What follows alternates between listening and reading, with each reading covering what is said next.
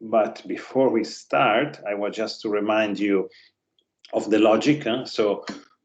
We started yesterday with some initial conversation about what is CSR, what is this idea of stakeholder theory, that we challenge a little bit the traditional view about business. And that was, I think, a propedeutic discussion in order to tackle these 4 questions that you will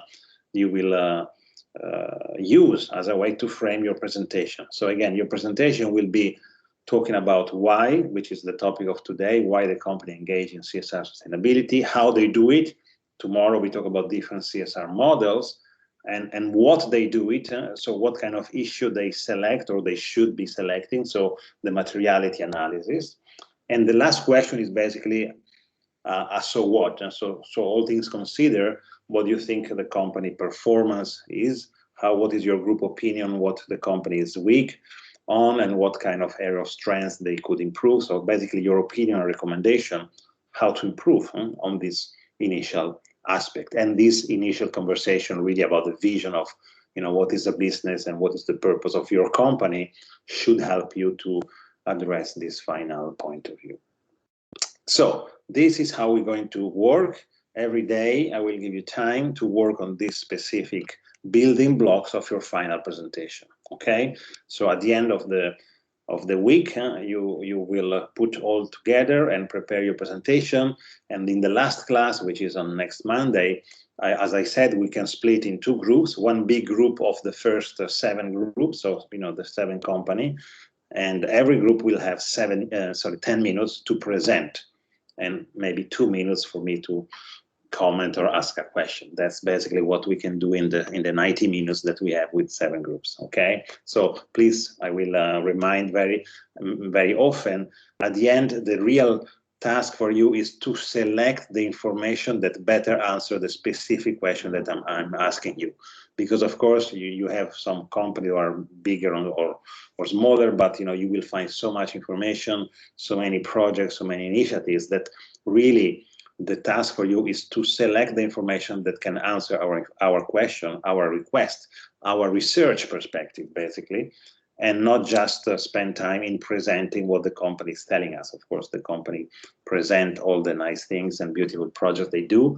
but we want to dig deeper and try to understand why they do it. And that's exactly the first question we will raise today. Okay, so that's the structure of the 4 days that we will put together for the presentation. And I want to emphasize, some of your very good questions. So I have 2 slides with the initial group expectation and question from yesterday. And as you can see, there is a rich menu here. And I think we will cover more or less all this between me and Rodrigo, in the whole path. And of course, I will pass this to Rodrigo to check that he's gonna cover this in the next classes. But today we actually already start discussing and answering some of your questions. So the one I highlight in green here, and as you can see, these all go around the motivation question. Why company do they have to obey? For example, room 1, is it? No, it's voluntary, but in a sense, when a company, as we will see today, they have to react on external pressure, they have no choice, basically. Sometimes it really is not a choice. It depends. It could be true that it's not a legal obligation sometimes. Sometimes it's like a life or death. If they don't do it, they are really in trouble, and it could be a legal problem, but it could also be that, the license to operate. They are losing reputation. They need to do something. They need to react. So yes, sometimes they have to do it. But the most obvious question is how this link with performance, competitiveness, why they do it, maybe to sell more. So again, we will see one of the 3 angles is precisely looking at company who do CSR and sustainability in order to see a real advantage, competitive advantage, or a sales, a profit advantage, an immediate business in terms of economic make money, or as you see here in group 2, advantage. Okay. So that's the question about the why, and also here in other groups. And sorry, I hope we solved, by the way, the issue with group 14. I recreated a group 14, but I cannot put the people there. So please people in group 14, then let me know if you can join the group that I see, because I don't see you there, so I didn't see the question from you, but I'm sure you have, and sorry that I couldn't share. So another question about why here, how a company can benefit from implementing, and again, the benefit can be the business case, one of the key driver, or the motivation, become better. Again, we can see this in the perspective of improving performance, improving some kind of business benefit, and again, how can CSR improve company performance? So that's a clear motivation that some managers see, and that's for you as well to check in your company whether this could be the most important motivation or the why.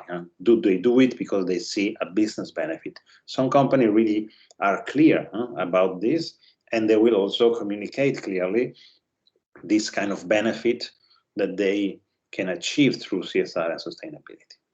So there are other questions, of course, here, and maybe we'll come back in the next classes, because some of these we will cover. Some, I think, we will be as well in the next, in the second part of the course. So it was a very good exercise, I think, that point out many good questions that we can ask when we look at what companies are doing.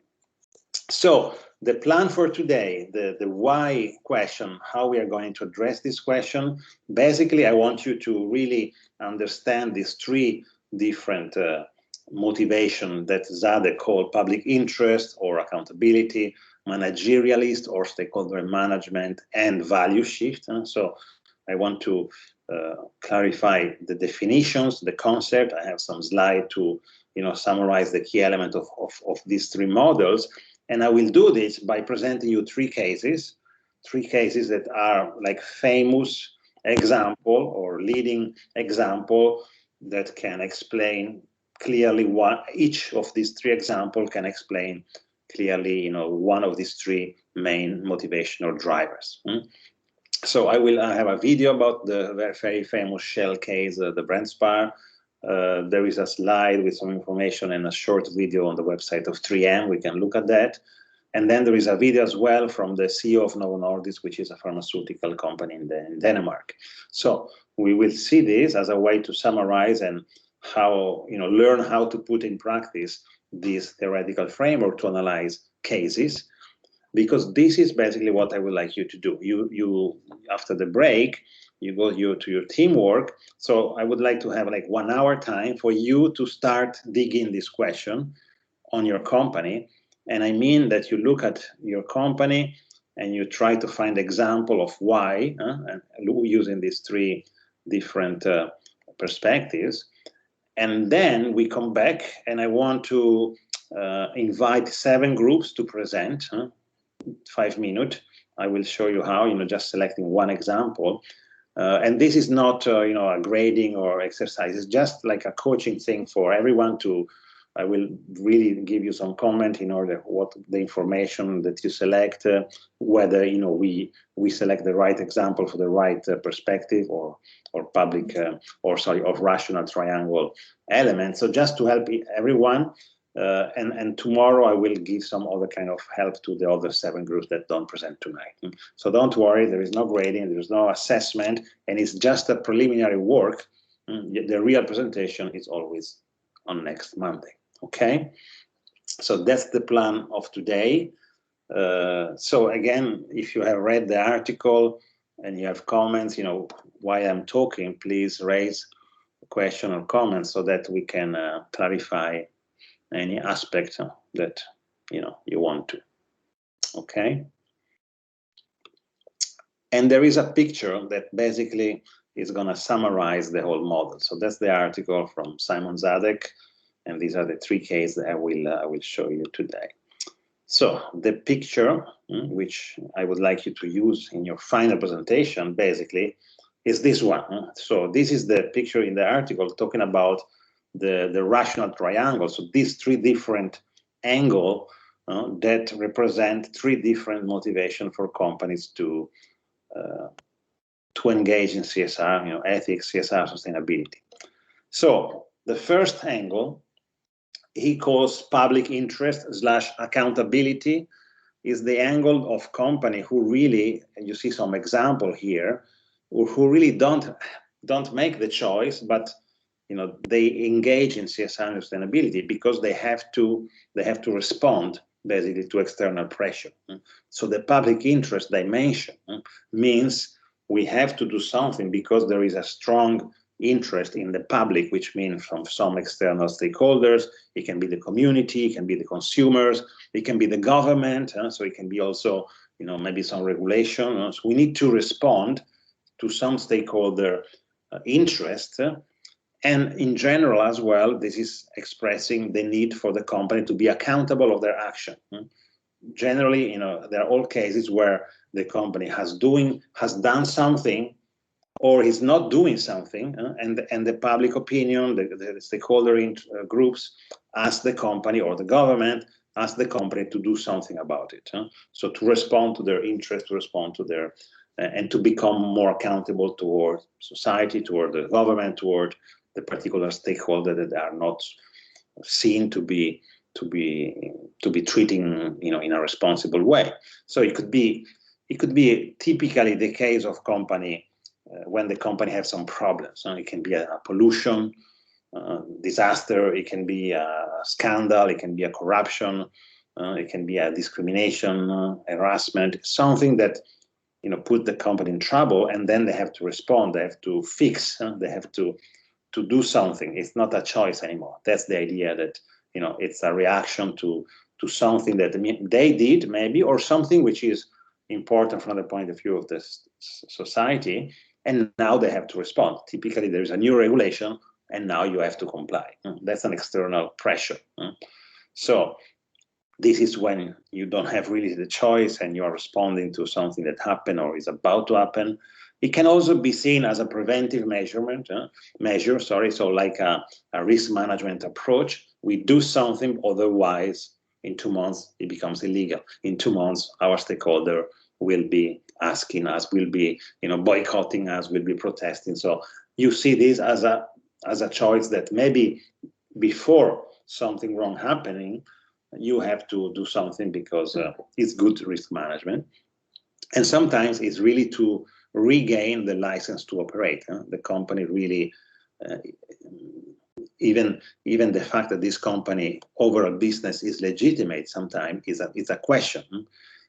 Sorry. So sometimes think, for example, to the oil company or the tobacco company 20 years ago, or the oil company maybe now in the transition, in the energy transition. Maybe they see that there is a risk that the society is challenging whether they still have a reason to exist, or they should all move toward clean and renewable energies. So first group of motivation, where the company is doing something basically because they have to respond to external pressure, okay? And they don't really have a choice. It's not really a managerial choice. It's like we either do it or we are really in big problems. We risk, the existence of the company itself. Okay, any question? Or if anyone wants to, maybe talk about any example that comes to your mind, please feel free.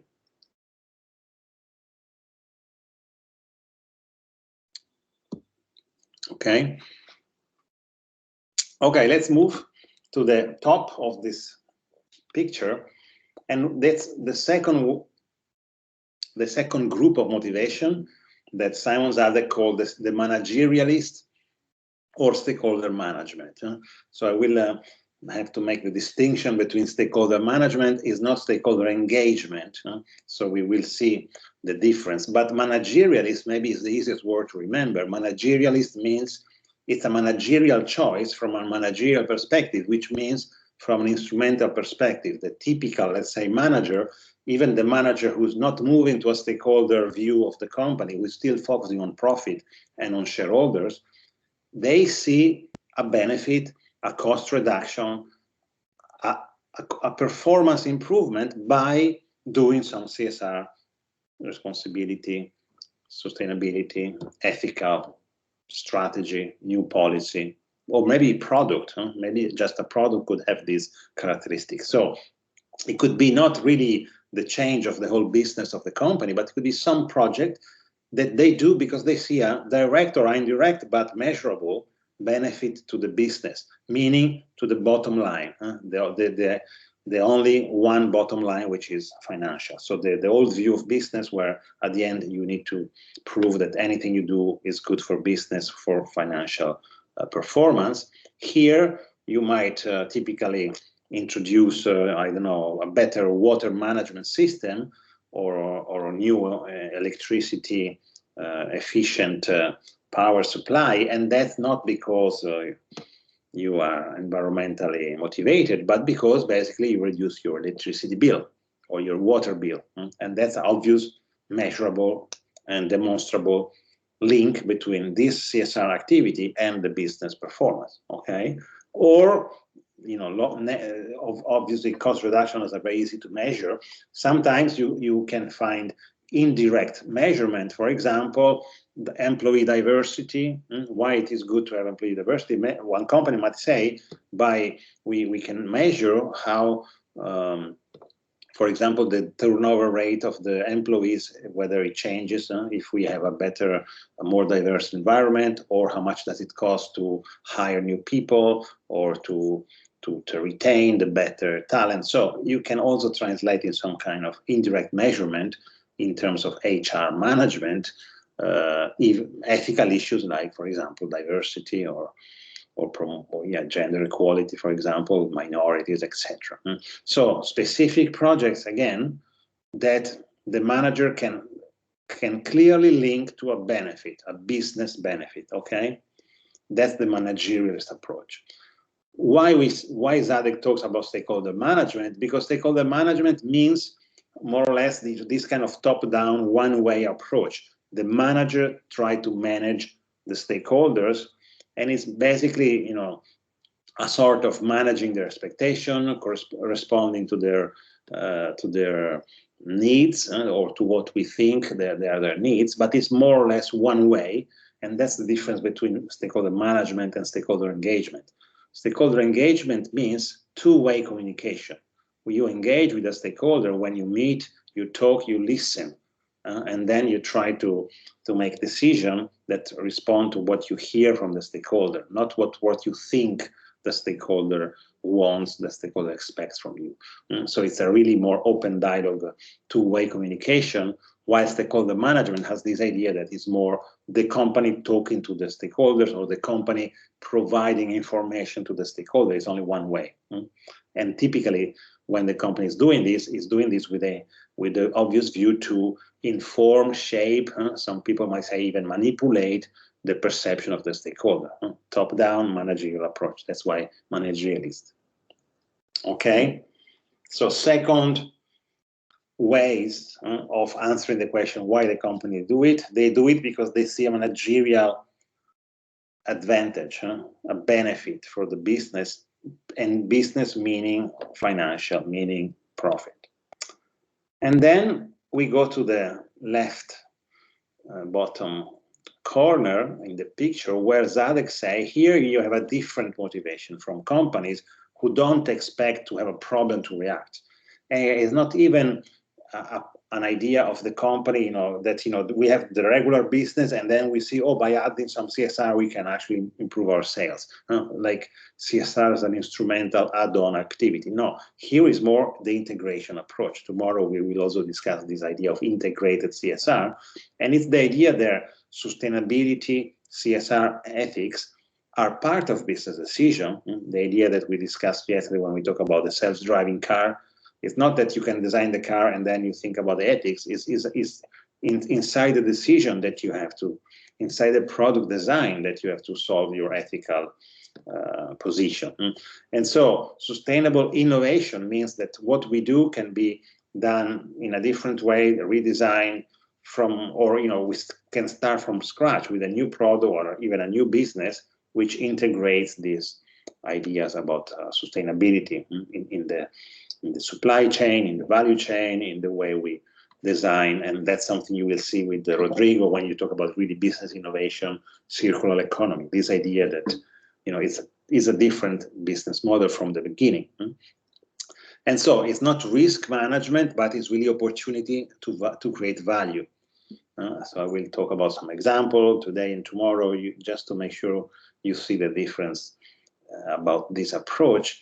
And ethical branding means the company wants to be recognized as a different kind of company, where, again, the ethical or the sustainable, the CSR values, if you want, are part of the DNA of the company, are part of why people choose this company, either customer or, you know, why you want to work with this company, why you want to invest in this company. So this company wants to be recognized as a different, and we can say as a more sustainable or CSR or ethical aware company. So three main different drivers: external pressure, managerial approach, value shift. So let me show you three examples. And the first example is like the historical example of the first time that a big corporation had to change its strategy reacting to external pressure. So it's the case of Shell, and the brand Spar. This happened in 1995, and it's really the turning point, as you will hear in the video, about you know, how corporation, and in this case, of course, very powerful large corporation, realize that they need to think about stakeholder expectation, and they cannot just make decision without thinking what the reaction by your stakeholders will be, because if you don't, you risk to make decisions that create a big public problem. And so it's 4-minute historical analysis of what happened to Shell in the North Sea. An oil drilling field. On April the 30th, 1995, Greenpeace enters the area. This move marks the beginning of one of the greatest political and media adventures of our time. The environmental activist target is the Brent Spar oil storage and tanker loading buoy. Considered no longer necessary, the Shell Group announces plans to dispose of it by sinking it at sea. I was wearing a kind of survival vest. It had a kind of metal hook on the front, and then a hook that came down from above, a snap link. It clicked into place, and then you were pulled up with a pulley. It was so unreal. I can't even tell you what it was like. We'd occupied this stupid oil rig, and Shell was not reacting. Was Shell going to let us starve? Would we be evicted? Were they going to do anything at all? The basic mistake we made was not to take Greenpeace seriously.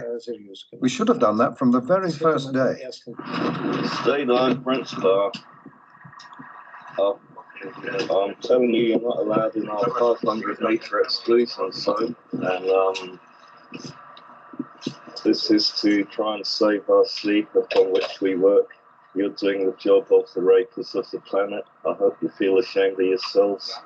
Shell begins its operation on the morning of May the 22nd, 1995. Then they just made the decision to just drop the basket, and they literally just... Boom. They came fast and they're on board. So we just take what positions we can and hold out as long as we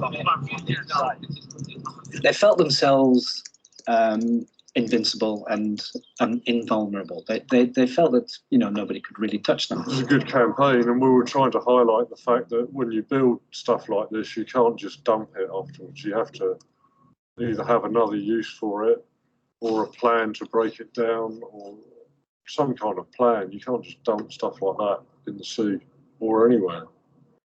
So we were trying to highlight that, but what we really highlighted was the power of the public to react to something that they don't like. I have to throw away a tea bag in 3 different garbage cans. One for the string, one for the paper, and one for the tea leaves. And they're simply sinking this monster in the sea. The sea must not be misused as the dumping ground of an oil company. That the German government is of the opinion that this oil rig should not be dumped. Well, it's good that the scandal of the sinking of poisonous waste is finally being brought into public view in the Atlantic and in the North Sea. After being evicted, the activists are determined to return to the Spar. And the only way really to get on to the Brent Spar is by helicopter. That's going to be difficult and dangerous, because as soon as you get close, you get water cannons again. And they're so powerful that you shoot over the Brent Spar easily, no problem. Before the eyes of journalists from all over the world, the confrontation escalates into a postmodern version of the myth of David versus Goliath. And we're trying to blow me off the deck with one of these water cannons. Then we felt like this is going all wrong. So we called John Castle on the Altair, saying, what's happening now is way beyond any sanity. I was quite stunned. Obviously, things were getting a little bit out of hand. And then he just said, the Spar's turning round. We're turning round. So eventually it was pretty fucking obvious that they were going to go right around.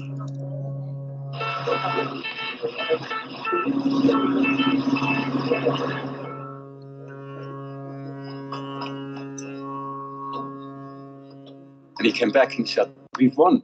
And all our objectives, all our demands, whatever you want to say, they were done. They didn't dump the thing. One thing was clear.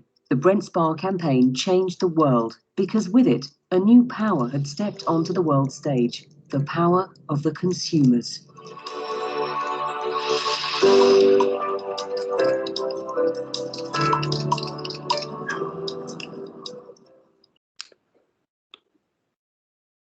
So that's the story of Shell. In the meantime, people are writing in the chat, so it's very complicated to have your brain doing 3 things at the same time, and I hope you are keeping the pace with this new virtual environment. Okay, let's finish Shell, and then I want to comment on the chat, right? So the case of Shell is really very interesting because now we know the whole story.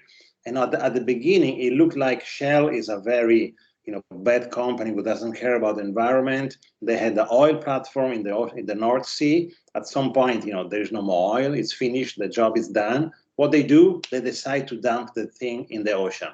And then everyone say, this is irresponsible. You treat the ocean like your garbage can. We have to do plastic, paper, glass, all the differentiation, and you don't care. You think you're the owner of the ocean. And Greenpeace attacked Shell. And you see the escalation of this movement. And of course, the public reaction was obviously on the side of Greenpeace. We do trust NGOs more than companies. The company don't have trust in society as much as an NGO, which is an environmental NGO like Greenpeace, or maybe Transparency International for Human Rights, or even the government sometimes. And some government, like an environmental minister in Germany at the time, you see, it was Angela Merkel. She was pretty much strong and powerful in saying, we don't think that's the right thing to do. And you see sometimes this kind of conversation that governments say, what the company are doing is not right. So basically what happened, Shell had to change the decision, so they reversed their decision and say, we made a mistake, okay, we will do something different, we will do what the environmentalists suggest, and they find another plan. After many years, it turns out that the decision to sink the platform was not completely responsible. It was not the worst solution possible, because for the environment to move this platform, it would have been as well very, very high risk of pollution, risk of for the workers involved as well, some kind of health and safety risk. So of course Shell internally did this kind of examination of the possible plan, and they went for let's sink the platform. Of course they would have clean and sealed in the most safe way possible. But their mistake was not really the technical evaluation. The mistake was the lack of communication or engagement with stakeholders. That was what they learned. You cannot make such an important decision without engaging with your stakeholders, the community, the environmental organization, because if you had done this, you would have seen that this solution was not perceived as responsible at all. And that's what Shell learned, and you will see next week when you talk about organizational learning, that actually, if you look at what Shell is doing now and what Shell is doing after this disaster, this kind of managerial disaster, a bad management decision, they really learned, and they start to build. Every time they have a big decision, they do what they call a scenario planning. They engage with stakeholders in every relevant community in order to reach a consensus on important decisions like this. So that's a good example for this first angle, that we call public interest accountability. And so you see from every angle there is this slide explaining why they do it. Again, response to external pressure. What is the focus of a company that is doing like Shell, reacting on the external criticism? They have to respond to the criticism. That's very important. When there is a criticism, the company, the only way they have to regain their license to operate, you see here, is to respond. And the only way to convince a stakeholder like Greenpeace it would have been to engage with them in the way they designed the solution. It was too late to say, we will do this before engaging with them. So you need to respond to criticism, and you need to demonstrate compliance with some kind of standard that your critics agree. So if the standard is you cannot dump the oil platform in the ocean, you need to put it safe, you need to do it. And of course, some people will have to check, monitor, audit that what you do is true. What you say is true. So you need some kind of external assurance, because people don't believe the company anymore. You need internally, but especially external assurance. So someone has to check that what the company is doing now is a real response to the criticism. Okay, so that's the idea of the standards. That's the idea of some partnership or external auditing initiative, monitoring. So why they do it? To respond to the pressure. The desired outcome is that we regain the license to operate. That was exactly the Shell experience. At this point during the case, all the best engineers, the new graduate people, wanted to go to work to BP or any other company. It was a big problem for Shell. So they need to minimize reputational risk. That's maybe for companies who do something before something really bad happens. They see that there is a risk, and now you have to manage. And ensure the support of the critical stakeholder. So companies are criticized.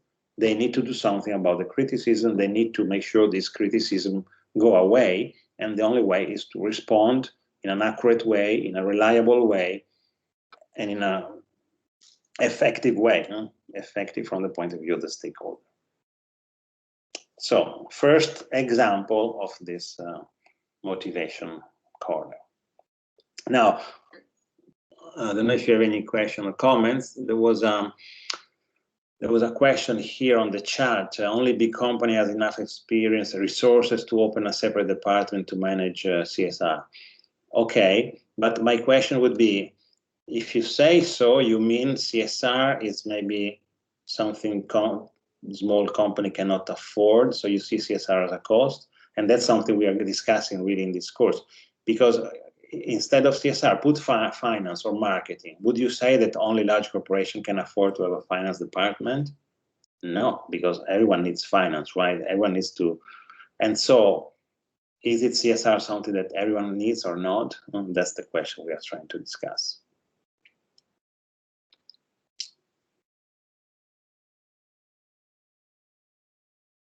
Okay, then there is a question about the first two rationales. So maybe it's good to look at the second one and see whether this question can be answered. So the second, the managerialist.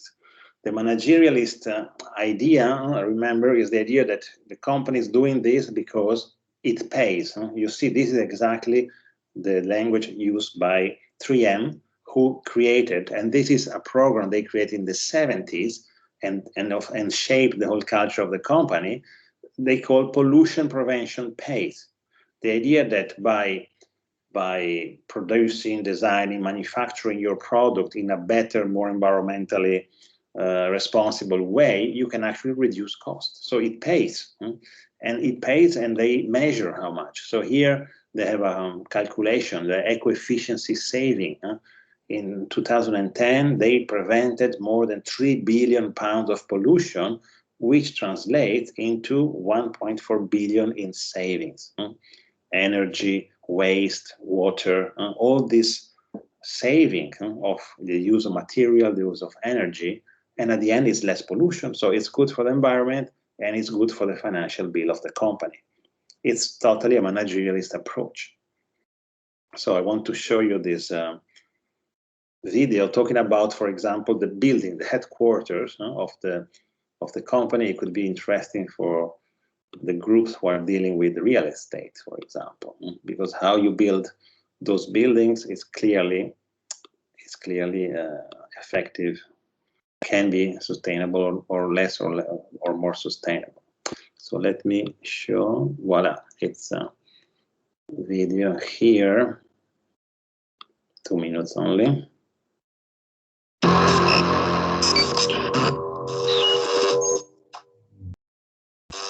Whether you see it as greenwashing or genuine environmental stewardship, many companies these days are making ambitious commitments relating to sustainability and emissions.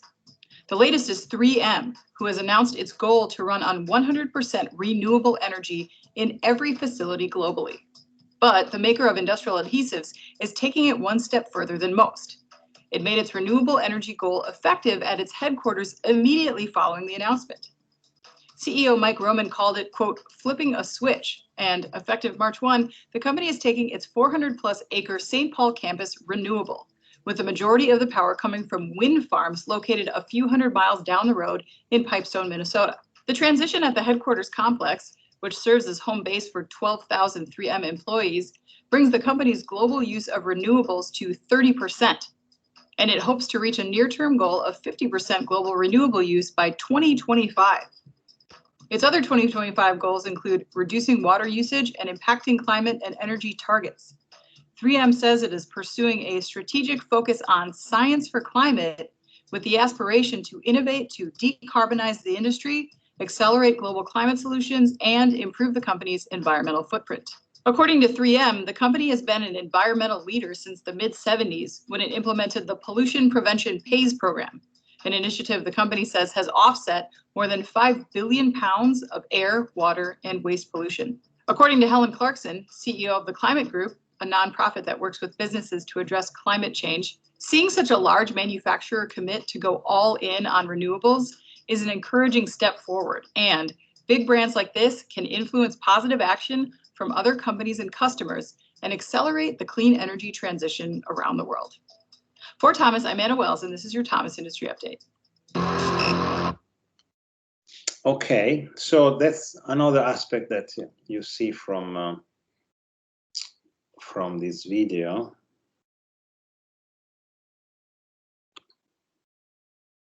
Okay, you're back on the slide. Yeah, which is the idea that maybe the company started really from this purely managerialist perspective, but now maybe the company is a leader, and so we go to talk about the value shift after. So again, the summary of the managerialists, why they do it, it's good business management.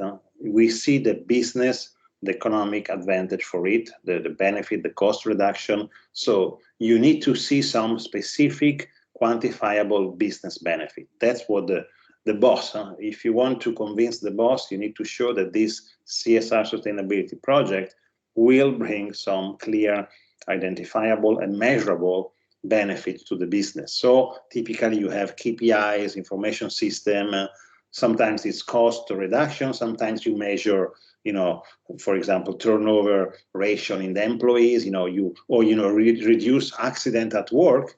You can also say it's a cost, of course. So you lose hours of work, cost of health insurance system. All these at the end are costs for the company, training, etc. So basically it's a cost benefit analysis, but more maybe smart and broad than just cost analysis. As we said, stakeholder management, the idea to top down to manage the stakeholder. So the outcome is really competitive advantage, or it could be very important, especially, we face all this issue with the COVID situation. When some resources become very important, you need to make sure that you get access to those resources. And so the supply chain could be a very important perspective that you want to look at and to manage. And also, CSR ethics and sustainability can help to achieve this outcome.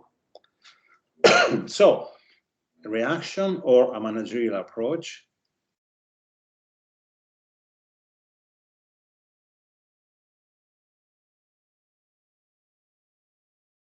So if I understand the question that was in the chat, and maybe you can come back, I'm not sure, but I want to emphasize one aspect that maybe is what you are alluding to, and what is the danger of this approach, because it looks great. If it's sustainability is good for business, why we should not doing it? Huh? Of course, we can do it in this perspective. The risk is that the company don't do it only to the extent they see the business benefit, the economic advantage. And that's a very instrumental perspective. And this can be a too narrow perspective. And that's, I think, could be the risk, because as soon as they don't see the benefit, they will never engage in CSR, ethical or sustainable action. And of course, that's not satisfying for many stakeholders who really think, company have a broader mission than just to make money. And we go back again to the initial conversation. So let's look at this company as a company that we can think is a value shift motivation.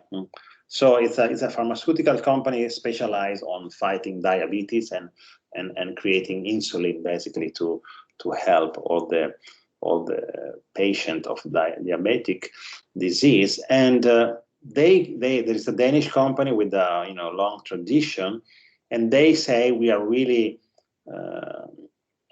embracing this idea of stakeholder engagement.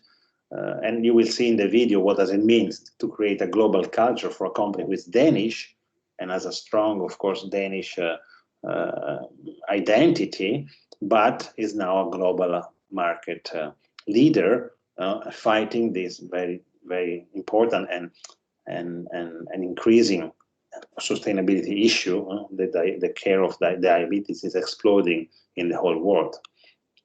So here you see, for example, one moment where the management of the company is going down to the street to meet the stakeholder, to meet the critics. And that's what they do. They don't go away, or they don't refuse the dialogue. That's what stakeholder engagement means. Even when they critique you, you need to understand what they say, their point of view, and then you see to develop a conversation that can bring to mutual understanding in some solution. That's the only way to tackle and transform a criticism in an opportunity to do things better.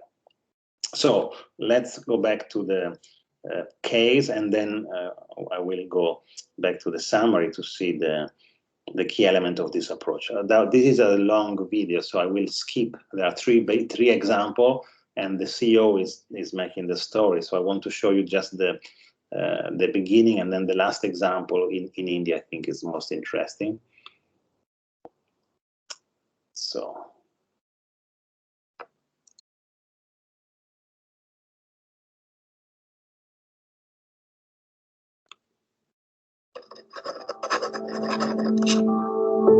The Nordic Way is a short description of the direction of the company, the ambition of the company, and what values and behavior we would like to see exhibited throughout the company. The Nordic Way has been created in an inclusive process where we have had interviews with employees and with patients, politicians, healthcare professionals all over the world.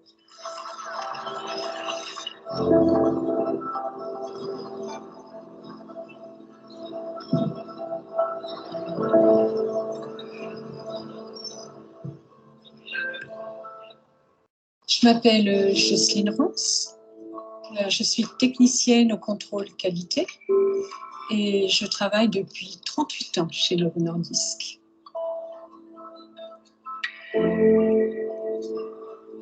Sur le site de Chartres, on fait de la qualité, on essaye de faire de la qualité et ça, c'est un point d'honneur. Je pense que le site de Chartres reste ce qu'il est à cause de sa qualité et de sa rigueur. De manière, dans nos différentes tâches, à travers les dossiers, à travers nos contrôles, on affine beaucoup plus qu'auparavant, on fait beaucoup plus de contrôles qu'auparavant.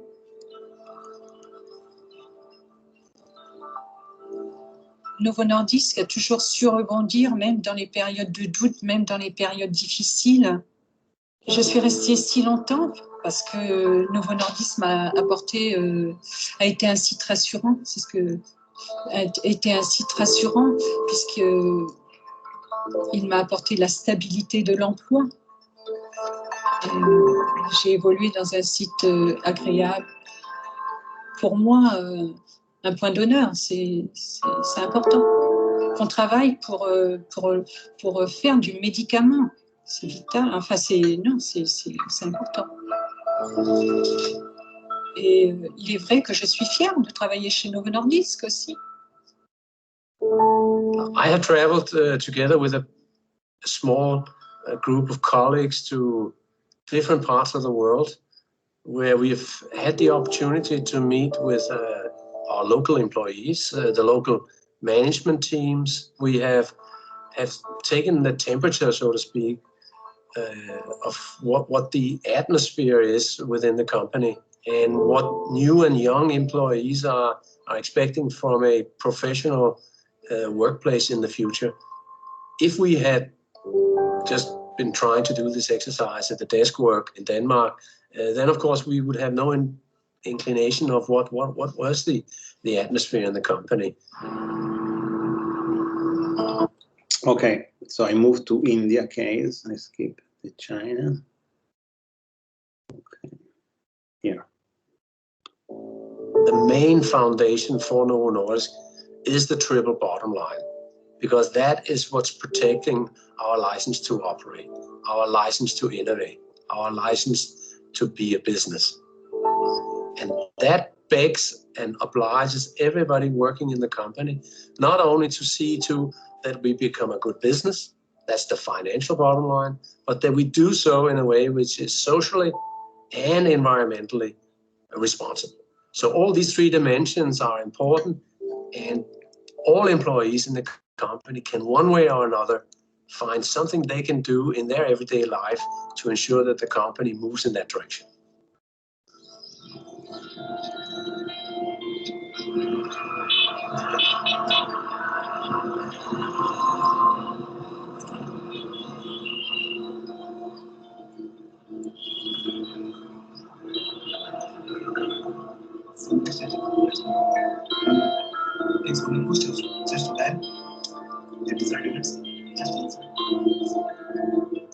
My name is Nagaraj Bandare. I'm working as a business manager in Novo Nordisk India Private Limited. Here we are transferring the knowledge of diabetes to the people or the patients and demonstrating our devices to the patients personally and how exactly they can prevent the complications in future. That is very important because none of the companies they do that one by reaching personally to the patients. Most of the doctors, they will not be having sufficient time to interact with patients, or the patients will not be having that time to go with the counselors actually to get that education. Once actually I've been to the patients where the doctor could not spend the time with the patients, where actually I interact with that patient. Then actually I came to know that the patient was not aware of using the delivery device properly. Actually he's not been taught for that. And I took a time, I just educated him. The patient was so happy. He gave me so many thanks. It gives a lot of satisfaction. Okay, once you come home and start thinking, okay, you did good beyond your job. It's all actually we do here. So that's the reason it requires a dedication as well as passion. And that passion, it comes, okay, whenever you are free, you are peace of mind. Job is never just a job. It's much more beyond that. To me, it has been fascinating and maybe even a little bit humbling to visit our companies in very, very different parts of the world and see the extent to which our stakeholder orientation, namely the concept of the triple bottom line and the philosophy of the company, has been adopted in so many different cultures.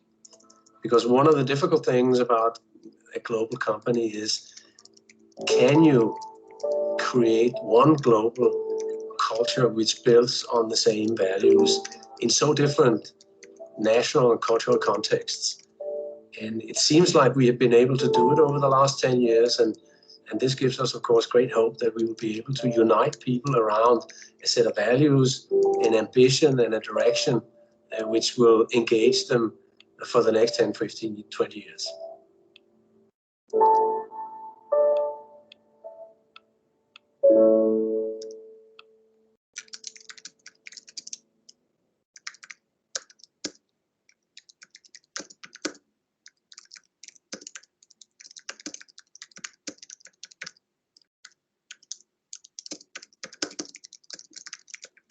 Okay, thank you. And as usual, another interesting conversation in the chat, which I just reply because it's about the nature of the product. Huh?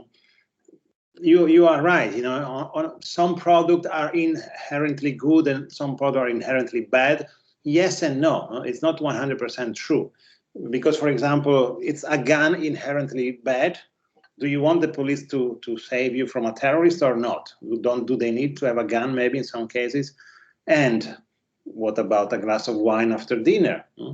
And what about a pharmaceutical company selling expired drugs to children in Africa? Is this ethical? So I have a paper with a colleague that really discussed this idea of what does it mean to be responsible? It depends on what you do, your product, or the way you manage your product. And of course, managing your product could mean you also have to manage the potential negative effect of your product. So yes, if you sell alcohol, tobacco, gambling, anything that can be addictive, what about video games? Couldn't they have a negative effect? So you should take care of your material issue. That's what we discussed on Thursday. Very good point. Okay, so triple bottom line, yes, it's economic, social, environmental performance. So from moving the bottom line, the financial calculation, to the social, which also mean ethics, and talking about the rights, the expectation of stakeholder, and environmental, which means, of course, the sustainable part only for the environmental part. So this company, Novo Nordisk, is a company that, as you can see, imagine you were a student of different MBA cohort, you would have analyzed the different reporting exercise of this company. From you have the financial report, then they start publishing that environmental report, then they have an environmental and bioethics report, then they have another social report, then combines environmental and social, then we have sustainability report, and from 2004, they don't do any more sustainability reporting. They do just one report, and that's it, integrated annual reporting. Very few companies do this. Huh? And more often is a very big report, but they say, why should we split social and environmental? If we really believe in the integration, actually it makes sense that we have only one report, one annual report, economic, environmental, social, ethics, it's all there. So imagine, and so when you look at your company, where are you looking now? Your company, or which stage again of organizational learning, what we will discuss next week, is the company. You have no idea. You might try to think, and this question maybe can help you to guess, is this company just starting to talk about sustainability and CSR, or is a company who is doing this for 20 years? That's something, of course, that well, you can check on the website, because they publish also the sustainability report, and you can see, when was the first sustainability report. You can track. Company typically have their download website where you can see the past as well. So what is a value shift company like Novo Nordisk? The other two famous cases are Body Shop and Ben & Jerry's. So Body Shop is the first cosmetic company who introduced the no animal testing policy. So we will produce all the cosmetic without any animal testing. That's an ethical choice, and it's a different way of doing business in their business. And that's what they characterize the company. So why they do it? They do it because they want to walk the talk. They want to show that they have a vision, and they follow that vision, not because someone else tell us to do it or to react to some problem or regulation. So they think that the way to basically create value is by integrating, for example, the no animal testing, or in the Novo Nordisk case, this stakeholder engagement idea in what they do and how they create strategy as well. What is the focus on? Compliance, not with external standard, but in this case, they have their own best practice. They are the leaders, and these are companies who innovate. So to comply with the standard, sometimes it's too bottom level. It's a level that's a minimum level. The standard typically try to converge the level of practice to a level that's accessible to everyone. But these are the leaders, the innovators. They set their own standards. How they do it? With a strong leadership. You cannot have this kind of company within the leadership of the company being really on board. So you don't have the CSR director leading, is the CEO leading the approach, because it's integrated in the vision of the company.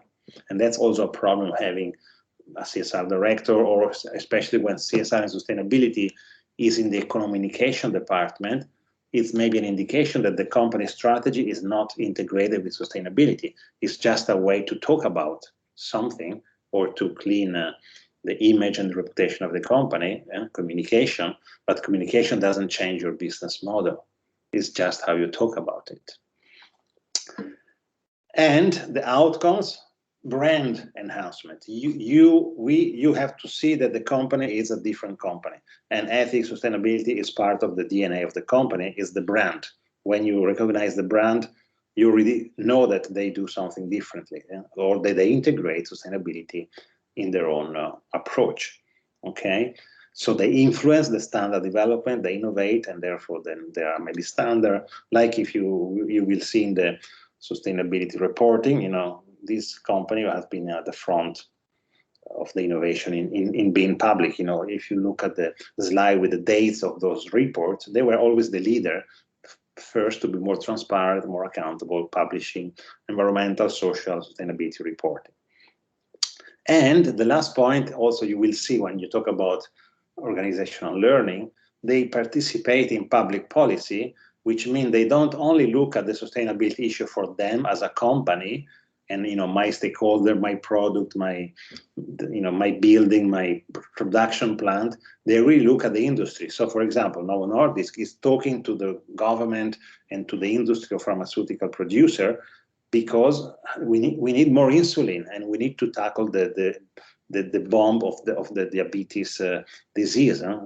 They will not be able to solve the problem alone, and we need to tackle the problem at a global scale, a systemic scale. And that's, you will see in some of your company, maybe they have the same level of attention to CSR sustainability, which is really beyond the walls of the company, and is really, we need to do it because, if you look at the problem in the world, we need to tackle this problem altogether. Good question here. Is it a company practicing CSR with value shift rationale better in CSR than other companies with other two rationale? That's something I'd like to ask you in session 5. If you answer that, we all we are on the same. That's a very good question. Yes. So let's try first to see the differences, and when you look in your company, try to highlight element of the three approaches, and then see whether you see that in your company at the end one of these three is maybe prevalent. So of course companies are big and do many things, and maybe at the same time a company is doing something to react to public interest issue. Some other initiatives are clearly done because they see a business reason, cost, efficiency, or it's one particular stakeholder group improve the relationship with stakeholder management and better customer satisfaction, better employee recruitment, retainment. Maybe it's better also to attract investment. All these things can be seen as an instrumental managerialist. Or you will find some aspect of their business where actually they see that what they do can be done in a different way. They can innovate, they can integrate social, environmental, and ethical issue in the way they manage or sell or market their product. So different aspects of their business. So more value shift. So it can be that a company at the same time, has three aspects of this. But at the end of the story, and that's the final question again for next week, at the end, you will have seen your company a lot. You have been, you will read every day different things about your company. So at the end, really the question for me to you as the group, so the group opinion should be, which of these three angles do you think is more dominant in your company? That's really something that would be nice. It would be very interesting to hear the group opinion, okay? So to get there, let's start, step by step. And so the first exercise is to look at your company and try to select three practices that can represent either three, one of each, one of these three angles, or maybe three in one. That's, I don't know, it depends on what you think about your company, but try to isolate three examples of three practices that your company is doing at this point of time. Okay, so looking at what they say in the report. And so 1 hour time, every group, and at 9 o'clock, so please upload by 8:45, and at 9 o'clock, so you do another short break here, but the last 45 minutes, I would like to have like 5 minutes each group to present only one of these three things that you will have analyzed, okay? So we will do group 1 to 7 tonight, and tomorrow I will check your presentation. I will talk to group 8 to 14, just visiting you privately in your in your chat when you do the teamwork tomorrow. Okay, so I have one more slide to explain more carefully what is the exercise. So identify three CSR sustainability practices, projects, initiatives, aspect of what they say in their sustainability report, CSR report, annual report, website, whatever information you find on your company, just select three examples, okay? And then you have to present to the rest of the class one, and I want to hear, this is what they do, and this is why we think it's a public interest or managerial or value shift example, okay? So I want to hear the why. So what really we want to hear from every group is to make this reasoning, this analysis, why this example is a good example of one of the three angles of the rationale, okay? So that's the task for today. Please don't talk about the many things that the company is doing, present the company, this is something you can synthesize in the final presentation. So today, just really answer specifically this question. And when you start speaking to the class, this is what they are doing. And again, what they're doing now, not saying, the company commits to cut emission in 10 years. No, we don't care. What they're doing now. What is the company already doing? And why they're doing this, okay? So try to be as specific as possible, giving specific information on what is the thing that they are doing, that someone can understand, not knowing anything about your company. And then, try to make the link. You can show the website, you can show the report, explain what they're doing, and why do you think they're doing for a public interest or managerial or value shift. So provide some kind of evidence for your evaluation, which means if they do it for a public interest, it means some people are criticizing, or they have a scandal, there's a problem, so there is some external pressure. So show me that you have seen that there is this kind of external pressure. If it's managerialist, they know that they see the benefit. So show me what kind of measurement, indicators, evidence the management has in order to say, in order for you to say that they do it because there is a benefit. And if it's value shift, it's more about the integration and the embedding of this practice in a vision, in something we change a little bit the business model compared to other players in the same industry, for example. Okay. So let's see, I have copied these two slides and also the summary And I try to send it to you in the chat.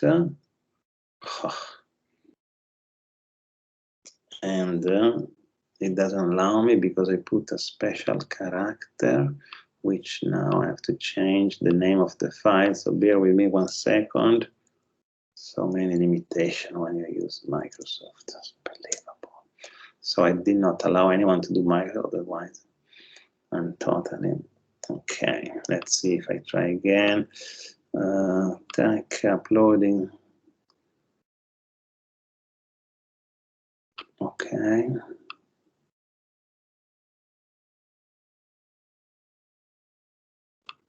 Okay, in the chat you have this slide, and did I show you the summary? Yeah, and the summary slide. So here you have the key summary of the 3 elements that you have in the article of Zadek. So the 3 characteristics of this model, and maybe we would like to keep the picture. I forgot to, but maybe you can take a screenshot of this one.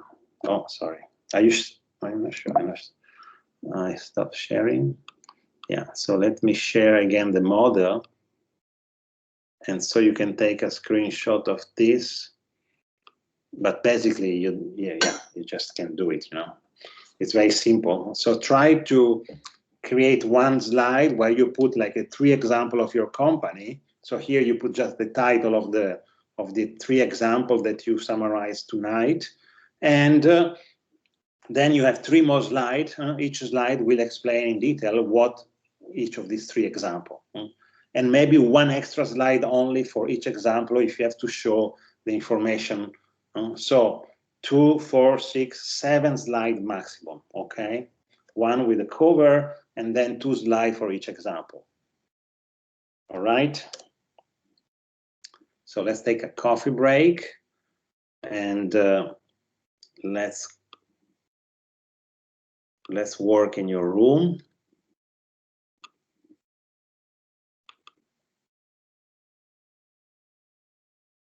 Okay. And yes, and then I will save and upload the slide as well. But you have all you need for this teamwork for now, okay? So today you have much more time than yesterday, but please, in 1 hour, let's come back in 1 hour. You can put your file in the chat at the end of at 8:45, okay? So I have all the files, and then at 9 o'clock, I would like to start from group 1 to 7, okay? So take a break and see you. Well, if there are questions, of course, during the teamwork, you can ask me. I will be around. So let's take a quarter now break. See you later.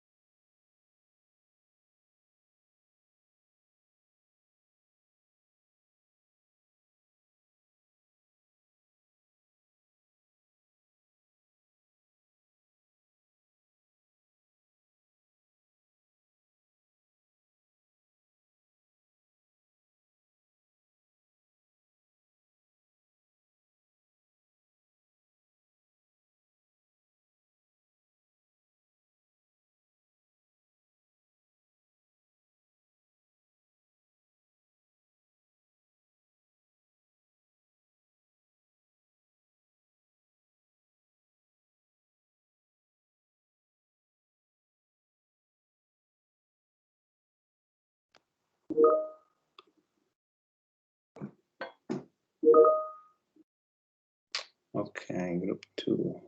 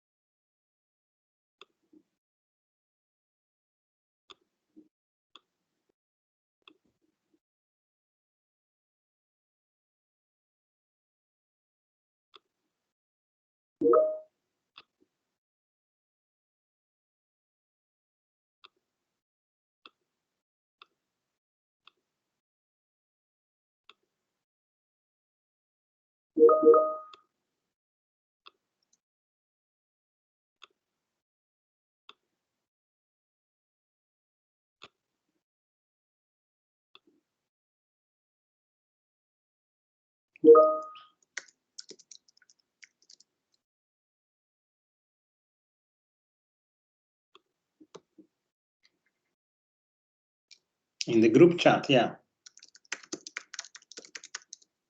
Okay, call it group 1 Lego, group 2 Novaland. It would be help me a lot to. So only group 1-7 I need because we are going to present, right? So group 5, thank you. Group 6, thank you. 1-6, I have 1-6, 1, 6, and 5. Okay.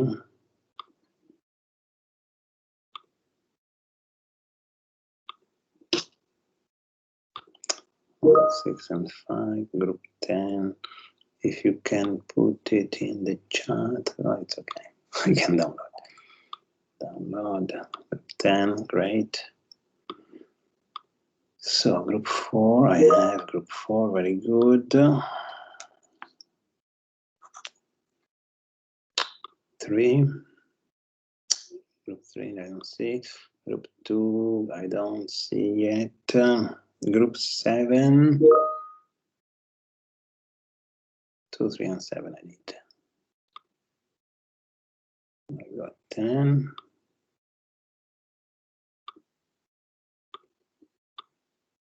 9. So it's work in progress, of course, right? It's not finished. It's just one example for tonight so that we can all learn how to work together in a more efficient way. It's not, it's nothing finished. It's not complete. It's not assessed. Huh? It's just us to look together and make it better. Download group 2, thank you. So I need group 3 and 7, I think. Yeah. And then I can open all of them.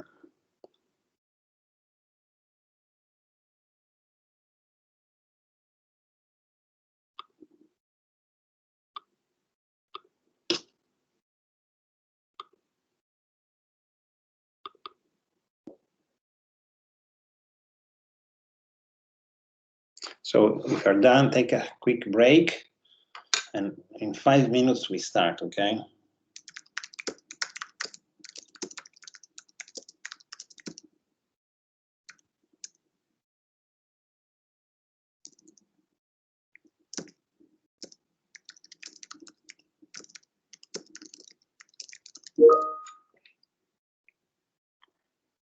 Group 7.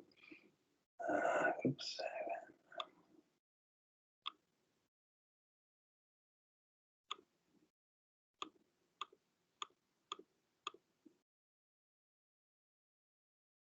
Can you send me, please, the file? Otherwise, I need to go to Google Doc, and then I'm lost every time. I need to download. What is download? I would prefer to download.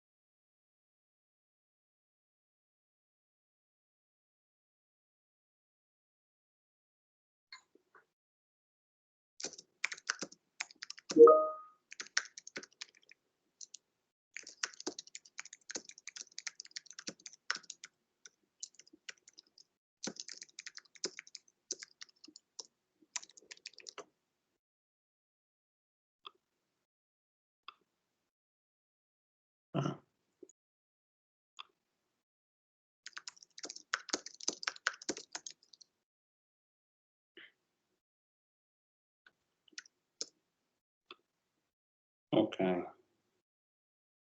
Okay, group 14, finally I see 2 of you, so please make sure you use this channel from now on, delete the old one, right? Yes, because we used the previous one, so you can see us. Okay. Okay, so we move to this new channel? Yes, please. So okay. make sure you delete the other one so people don't make mistakes. Thanks. Yes, okay, thank you. Okay, so group 3. Do I have it? I don't see your presentation. Group 3, did you send me? No. Group 3 and 7. 7 was 7. Where is 7? Group 7. Group 7 is a Google Doc. Can I save it? How do I save it? It's so complicated. I don't see save. Download. Why? Group 7 is still a Google Doc. Can you send me the file? Because I want to download it so I can write on it and send it back. But on Google, I don't see the download. I'm sorry, I'm too old probably, but I'm not doing. Okay, it's 9 o'clock.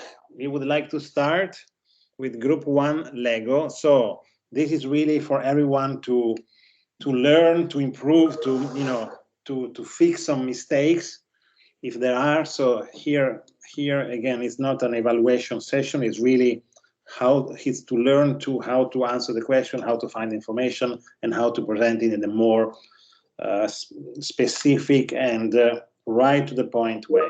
Okay, so let's start. I got number 1. So let me share. Excuse me, Professor. So can I share my screen? I'm from group 1. Okay, if you want, you can do that. I think that's slightly better. Okay, try. So let's try 5 minutes, otherwise we will not make it, right? Okay. So one example, yeah.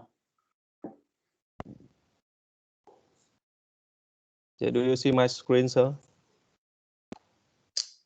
Yes. Okay, so I start now. I will try to manage in 5 minutes. Yeah, I think it's better if you focus on one, just because if instead of doing 3 quickly and then in the final presentation you can go back to this. So select one example, the one you think is the clear one. Yeah. I think we can manage in 5. I think it's okay because the explanation is very short. Okay. Yeah.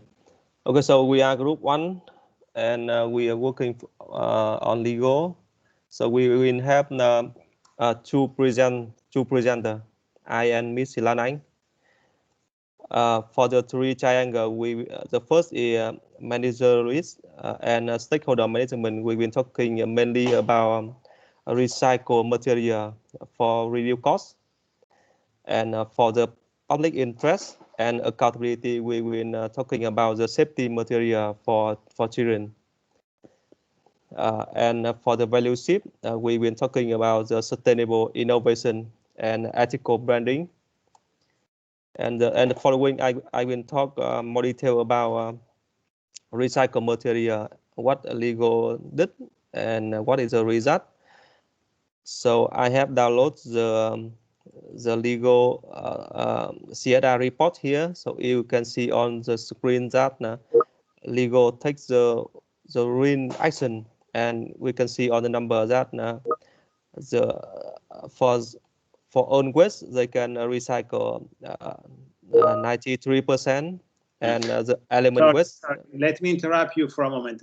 Please, everyone, can you pay attention to the presentation and stop writing? For the moment, really, let's focus on the presenter, give the attention, and so we can learn all together, right? Sorry, go ahead. Yeah, thank you. So that is evidence that the Lego take action on this, and you can see here that the waste efficiency, that they can reduce the waste year by year. From 2017, they reduced 2.9%, and 2018 they reduced 3.4%. And come to the second angle is public interest and accountability. Okay. Let me interrupt you, because really I want you to answer one question, in depth. Okay. Yeah. So now you show something very interesting, which is about, well, it's about Lego. First of all, we should say, you're talking about the Lego, and so you're talking about the use of materials who are recycled, and so you are showing us some graph where they say how much they save in terms of material, right? So this is good for the environment. Yeah. Okay, but why they are doing this? So from managerist point, recycled material will help them also reduce the cost. So that is the reason why Lego did this. It was written there. I could not read, something about cost there. I saw the information you show us. I thought it was more environmental information. Yeah. But there was as well some numbers about cost. Because this is about waste, recycle. We don't know whether they're saving money or it's costing them. This is about a good indicator in terms of waste recycled. Yes. Yeah, so we have here some number at the end. We have number at the end that the injury female business and 3% of this seems to me like the environmental side, which is major, and it makes sense. Okay, but why they do it? Is it because there is a cost? Because for me, it could be either because there is a cost, because they have been attacked by an NGO that their toys are too much plastic, or maybe because they want to be a new company with value shift and they only make recyclable. So that's the kind of information you need to attach. You see. I understand, sir. So I will follow the number to back up for that. Yeah. Okay. Because I think that we only have 1 or 2 minutes more. I will move to Miss Lan Anh for the. I think we spent 5 minutes. Would you see? So really, I want you to, when you finish this, you go back to this. I think it was very clear what you say, you know, and from the title, I like very much because in this slide, we understand exactly what the company is doing. So the 3 examples, you know, make sense to me. And then you need to bring more specific information here. Recycled material. How much of the material that they use they're being recycling? Is it just for some games, or that's the whole material they use? And then, you know, to put this in the picture, in the angle, is it managerialist or value shift or external pressure? Then you need to bring some of the evidence. So you either find evidence that by doing so they are saving energy and cost, and so there is a business benefit, maybe, or maybe, you know, it could be because of the board decide, you know, from this year or from last year, we are not using, or we are going to increase the recyclable material in all our production. You know, it's a really commitment from the board, from the top. It's a strategy, and then it's maybe value shift. Yeah. Okay, so that's, I think, a good example that you can further investigate. Okay. Yeah, thank you, sir. Yeah. Thank you. So it's really, let's keep going on, because I think that's a useful exercise for every group. So I really want you to give you some comment, just to can you stop share? Yeah, it's okay. To go in the right direction. Okay, very good. So let me share. So I think it's more efficient if I do it. I have group 2 here, Novaland. So let me share group 2. Voila. Okay, you see it? So please, anyone from group 2 want to talk about this? Yes. Can you hear me? Yes. Okay, good. So I'll start. So what is Novaland? First, I will talk about what is Novaland, and then my colleague will talk about the triangle. No. So you don't talk about, I mean, 3 seconds. What is Novaland? Yes, that's what we need to hear. Yes, just 3 seconds. Yes. It's a leading economic group in creating buildings. It's a real estate, basically, and they are doing a lot of different products like satellite townships, residential projects, and second home projects. Okay, so for the moment we don't need more. So you have 3 examples here, and now I want you to talk about one. Okay, so you choose one. Yes, so my colleague will talk about the responsible investment for sustainable tourism development. Okay. Which is in the last slide. Okay, so let me see whether you can all read. Yeah, it's big enough. Yes, it's good. Okay, so what is this about? Okay, so as my colleagues have shared the business of Novaland, so the one of the key is a value shift for the companies as it focus on the responsible investment. Here they build they have the notable technical infrastructure projects in financing for the bridge to connect the 2 districts in Ho Chi Minh City, which also have to reduce the traffic jams, the condition for the city, and also it is also including the expansion of the one key road within the urban city. The other responsible investment is that they built they create the sustainable value for the community. It's not only investment in the infrastructure, but they also promote the tourism in some of the urban areas in the south, which creates more jobs for the community there. So I think is a good example where, because in this area, like the Kanto province, it is previously it was not the tourism there is not very famous, but yeah, with some of the project that Novaland invest in, they can call for more investment, foreign investment into the city. Okay, is this public, or is a public company? Yes, it is a public company. Okay, so of course they have a mission to do something which is not basically just for profit, but they have to provide infrastructure which is looking at the social and economic development of a region, I guess, and this is about promoting. Yeah, and this is based on the materiality matrix. This is on the second rank in the material. We have to talk about this. Okay, we don't know what materiality means. We have to talk about in 2 days. So wait. Yeah. Okay. So really, we want to see the link here, the link between. So maybe what you should do to make this stronger. You should say, this is a public company. This is the mission, the purpose of the company. And this is the way they choose this kind of particular project. And why it's not just another bridge, basically, that's my question. Why this is different from just building a bridge. So you need to make the link between the purpose, the mission of the company, and the fact that it's a public company, of course, is important. And maybe, why there was no bridge in this area before, why no other company was going to make this bridge. It was not economically meaningful, so it was not it wasn't possible from a typical managerialist approach, but if you include these values, it makes sense. Yeah. Okay. Got it. Yeah, got it. Thank you for your comment. Okay, thank you. So very good, 5 minutes, perfect. Kellogg's, let me share Kellogg's. I don't have Kellogg's. Kellogg's, yes, now I see Kellogg's. So let me download and open Kellogg's.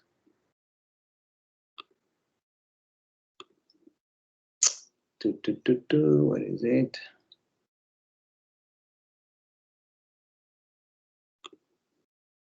Session, okay, that's it. It's a PDF, open, and now I will share.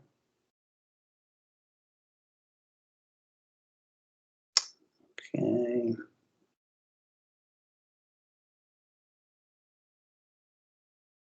That's it. Okay, you see it? Many colors, my name. I did not do this. You did it. Okay, Kellogg's. You wanna, let's do this. Single page is clear, beautiful presentation. So we know what the company is doing now. Everyone should know some of this thing. So you have an introduction, and I guess you want to say something about this briefly, and then talk about one case. Yeah, who is speaking? I don't see.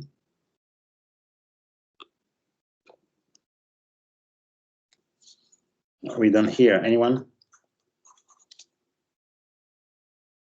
Group 3, microphone.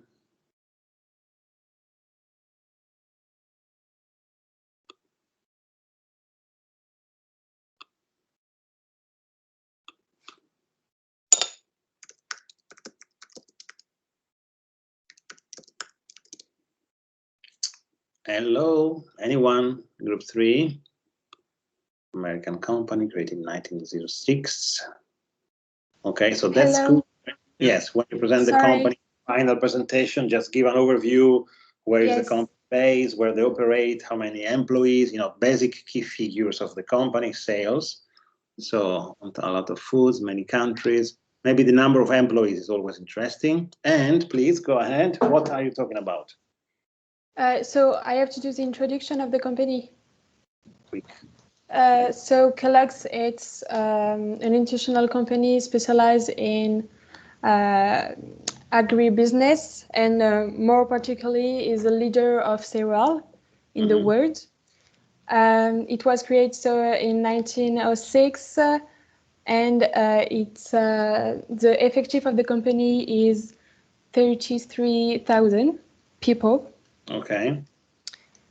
So for the example that we choose, I will give the speak to Sanusi. Yeah, for the example, we choose the fact that Kellogg's take care about the people and the planet. So as you can see, Kellogg support more than 400,000 farmers and workers in order to boost their production and to do the fair commerce. Fair commerce.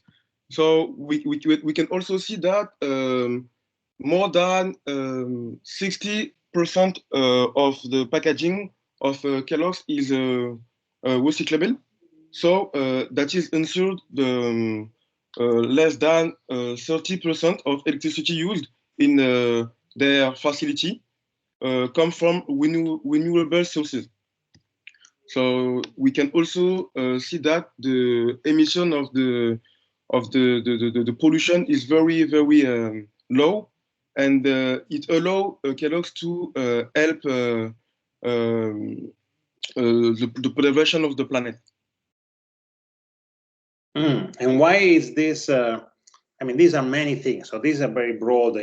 I was asking you to focus on one specific example. So here there is a broader spectrum of things they're doing, and you think this is more public interest. Why? We think that is more public interest because there is a lot of subject about the Kellogg's doing for our planet. We choose this subject because the pollution issue and the fact that they're doing fair commerce allow us to think that it's the same subject. So we choose three different topics, but we think that is a public interest subject. So that is why we choose all of this. Okay, so what you need to add here, if you really want to support your point, is that there is some kind of pressure from some stakeholder, okay, or from government regulation about maybe packaging, or because if I read here, particularly this one, the second example here, more than 433,000, as you said, farmers supported to help boost yields, okay? So basically, this is good for business. So why is not managerialist? It seems to me that there is a good link between, we do something which is good, yes, for the environment, for biodiversity, but as you said, they will produce more, so produce more profit. So this could be also be managerialist for me. So I put the dollars. So you need to explain, to support your interpretation. I mean, these are good examples, and there are some numbers here. But what we need to find out is really what is the driver. Is there some pressure for consumer, or from government, or from some other stakeholders towards, the way they package their stuff, or the way they use their energy, or the emissions? And when we talk about materiality in the next days, you have to understand whether these are the issues that are more, they're rather under the scrutiny of some particular stakeholders, or if they see that by doing so they have some business benefit, like more product, or improved productivity of the farmers. It's just good business, right? It's good for the business. So it could be managerialist. Okay. Yeah. Yes, right. Thank you. Thank you. Very good. So Sun Group, another constructing company. Let me see. Sharing. Sun Group.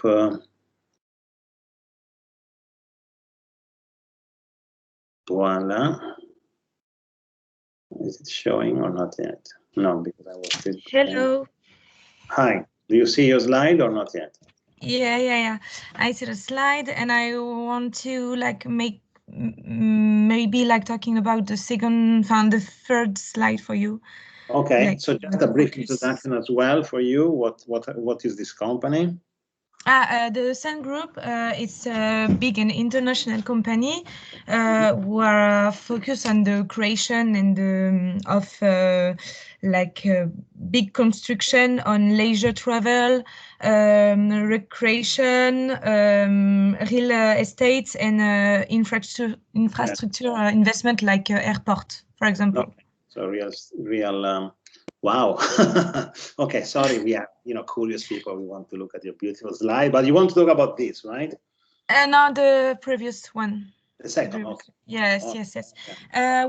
We want to introduce like a second key driver of CSR of Sun Group. It's the investment and sustainability, and focus on the value shift, because they want like to build a sustainable and luxury brand images and to be recognized as it like all around the world. So I'm sorry if there are many mistakes on the on the presentation. Actually, they want like to combine luxury and ethical in their strategy, and also to have a big objective is to develop the tourism and the images of Vietnamese tourism in the world. And for that, they are focused mainly on the social of the sustainability, mainly with their employees. So in their business, with their business partner and with their business employees. For example, they have a very good management with them. Like they're trying to include them, like to integrate them like in a good program, make like their employees like a community with good value like loyalty, honesty. I'm sorry. They create like professional program for them, and like a wellness program, healthcare program.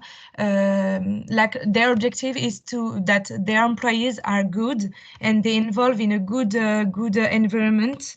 And they're a good result for this, because they take part of the top 100 Vietnam best place to work in Vietnam. Okay. So, okay, so yeah, okay, it's not on the slide what you're saying, which is no, okay. because When you will have yes. to finalize, you have to put this information, because Yes. if I read here, I was thinking more about, you talk about eco-friendly and brand name, one of most attractive, sustainable. So I was not understanding that you're really looking at, Yes. at more social aspect of sustainability and how we treat our employees. So, exactly. that could be rephrased a little bit to put more, and it's also the picture is all green and beautiful. So I'm thinking about something environmental here, and you're talking more about the social actually, right? Yeah, because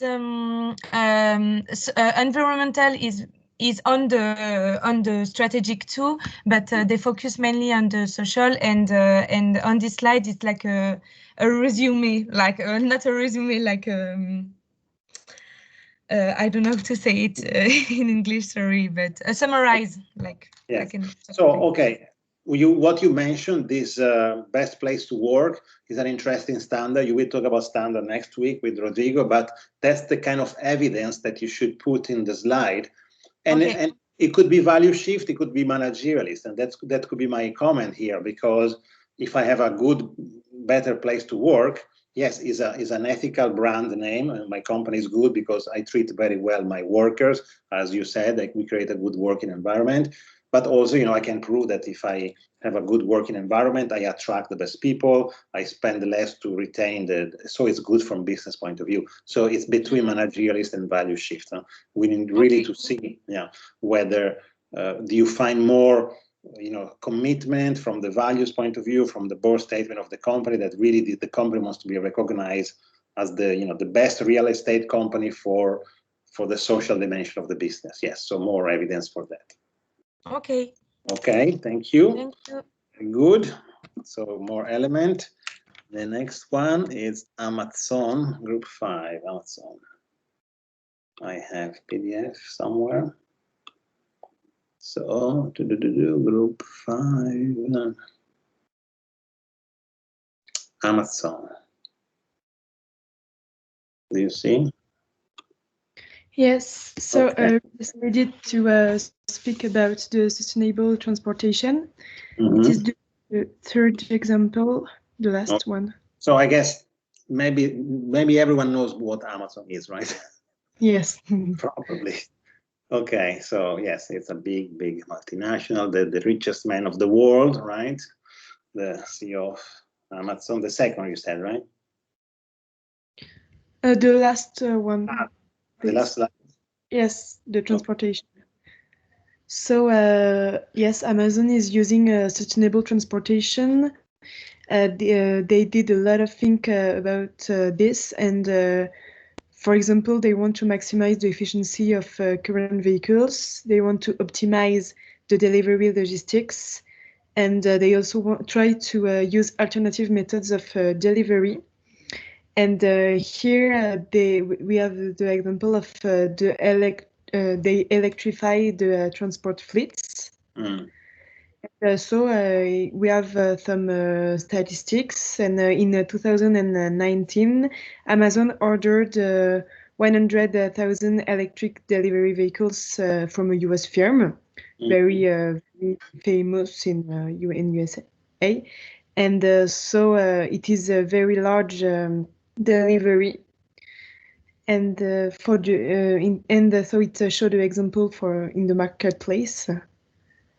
And then so the goal for Amazon is to have a low carbon economy, and to reduce to in 2040 to meet net zero carbon. And so that's why they decided to invest a lot in these vehicles. Okay, you said very large and a lot, and that's always when I my red flags goes up. Especially Amazon is not a small company, right? So how much is 100,000 electric vehicles? How many vehicles Amazon operates every day? Is this 50%, 80%, or 0.1% of their fleet? We don't know. I don't know. Can we find out? If you can find out this from the report, then we can say it's a lot, or it's not. It's a drop in the ocean, or it's relevant. That's something really, when you see the numbers, absolute numbers might seem big, but it has to be compared to the size of the business, right?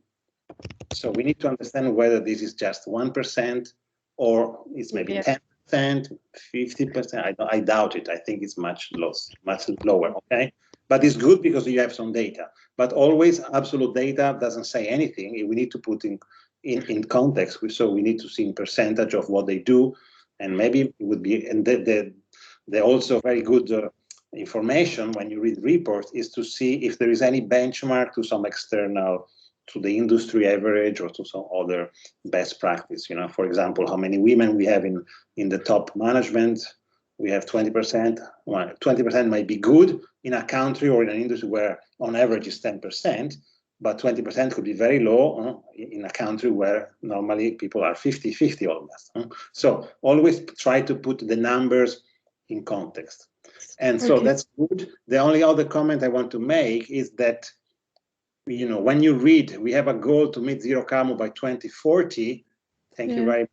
Yeah, thank you very much. In 2040, I will be the best professor of business ethics in the world. Yes. You believe me, right?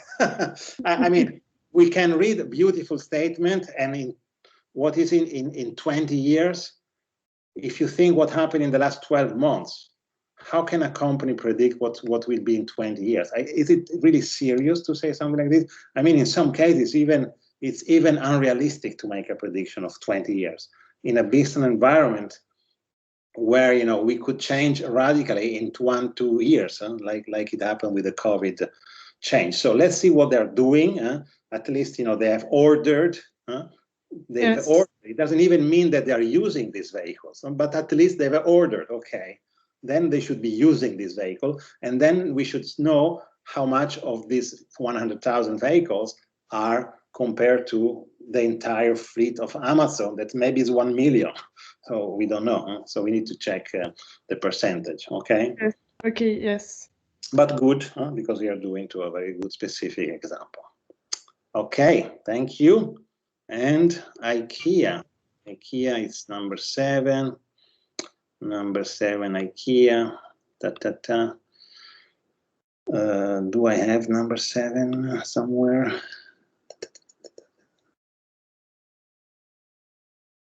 Let me see.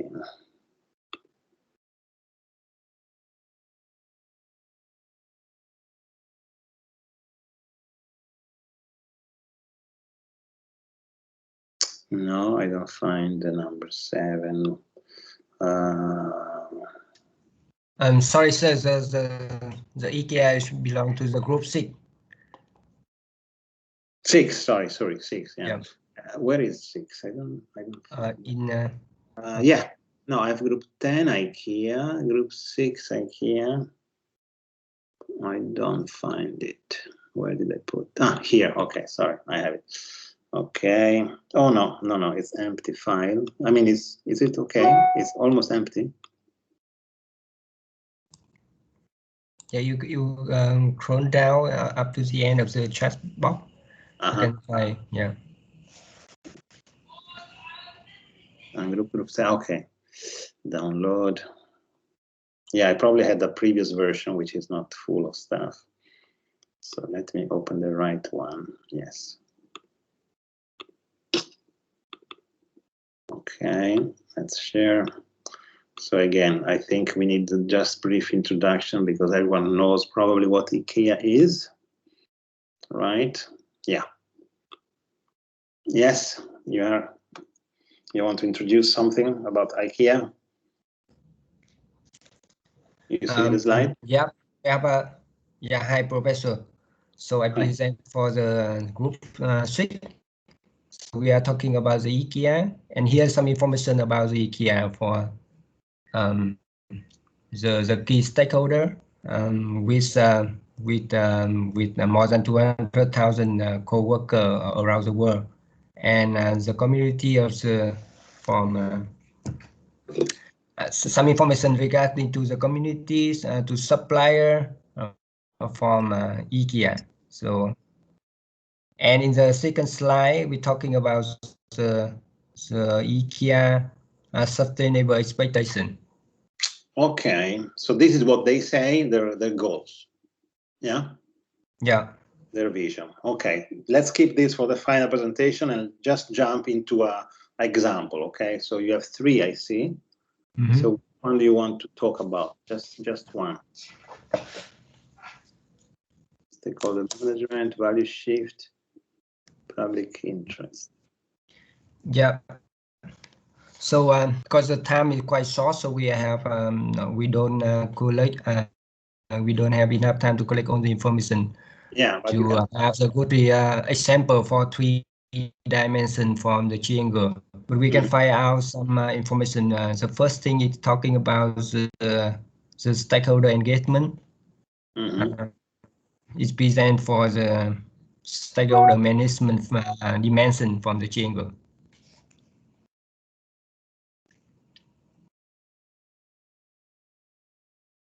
And on this information is mentioned about how the IKEA we connect all the people around the world who work for the IKEA. They collect the different ideas from the people. They ensure the safety and taking care for the co-worker from the IKEA employee. Yeah. They care for the communities. And also they care for the supplier as well. Okay, so this is from the report, and you see they have information of the different way they engage with different stakeholder group. For example, they give some numbers here. They say 217 co-workers, okay?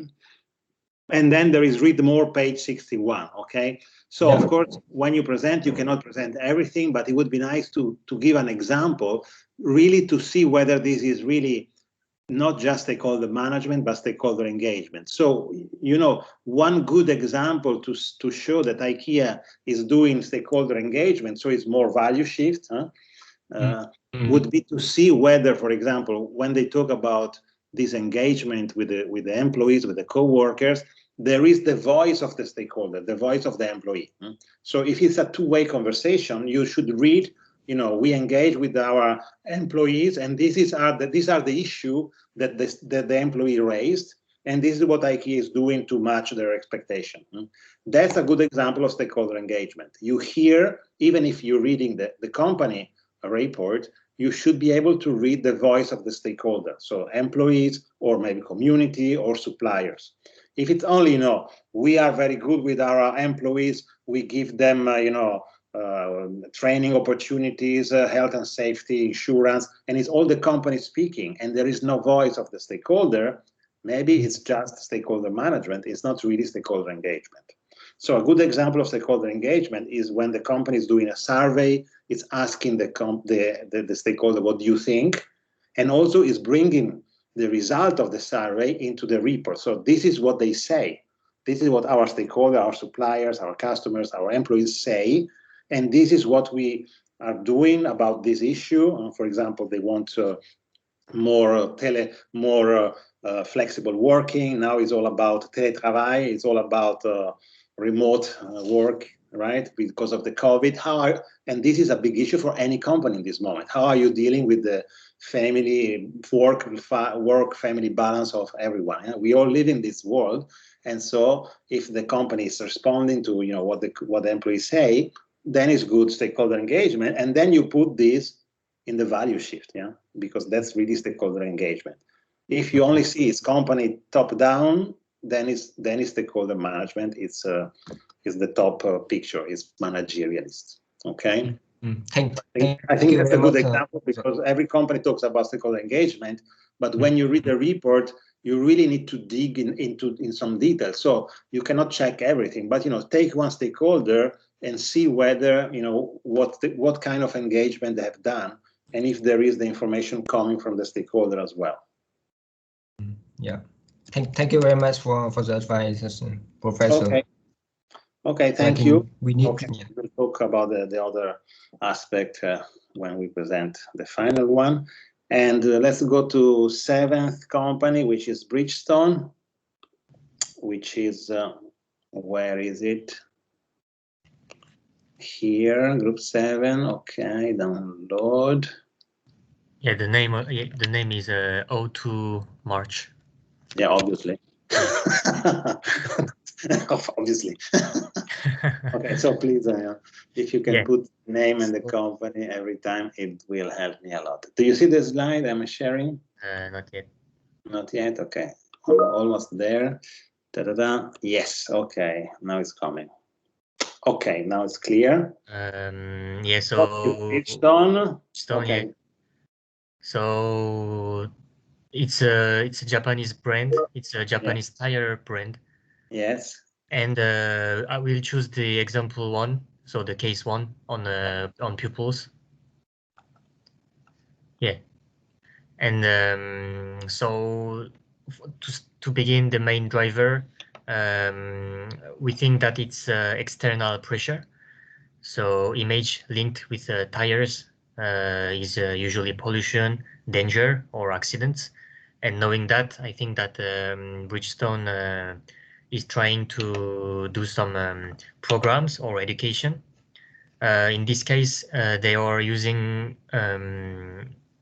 some their budget to prevent these social problems, and linked with tires, and they are creating safety programs to professionals, and they are also creating bridges to ensure safety.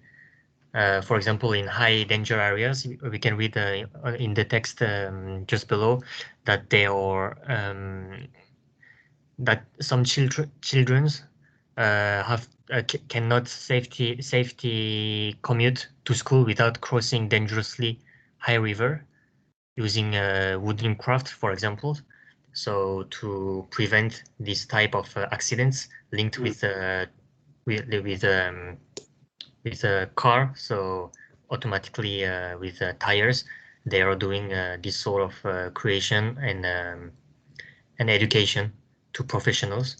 And on the slide just after, we have another program linked with a pupil on inclusive education for children on their tires, and they are also preventing for accidents, dangers on traffic. And we can see that they are touching many pupils around the world. For example, in Vietnam, 3,000 students. They are also touching more than 33,000 children in about 300 kindergarten, and many other children around the world.